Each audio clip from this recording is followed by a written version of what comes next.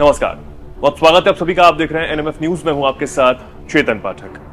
दुनिया में कई देश हैं जो कट्टरता के लिए जाने जाते हैं। उन देशों में लोगों का हाल बुरा है, लोग बेकार जिंदगी जीने को मजबूर हैं। बावजूद इसके वहां की हुकूमत उस कट्टरता को खत्म नहीं करती।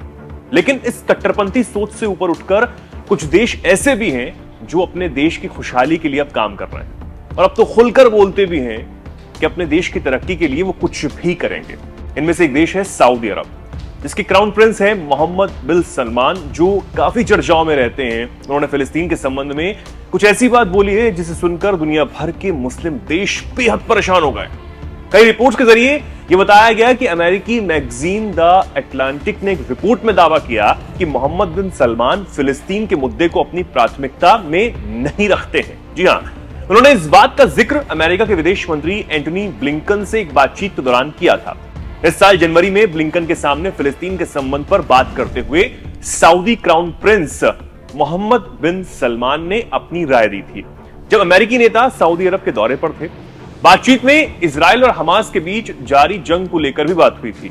उस वक्त फिलिस्तीन मुद्दे का जमकर जिक्र हुआ, जिसमें स्थिति को बेहतर करने पर जोर दिया गया था। रिपोर्ट के मुताबिक 40 साल के सऊदी क्राउन प्रिंस मोहम्मद बिन सलमान का कहना था उनके देश के 70% लोग उनकी उम्र से छोटे हैं, उन्हें फिलिस्तीनी मुद्दे के बारे में ज्यादा जानकारी नहीं है। वो पहली बार जारी संघर्ष के दौरान गाजा में हो रहे इजरायली हमले के चलते फिलिस्तीन के बारे में जान रहे हैं। इस वजह से सऊदी के लोगों को इस बात से ज्यादा मतलब नहीं है। यही कारण है कि फिलिस्तीन को लेकर मेरी भी कोई व्यक्तिगत रुचि नहीं है, लेकिन उन्होंने फिलिस्तीनी स्टेट की स्थापना के मुद्दे पर इजराइल के साथ बात करने पर जोर दिया।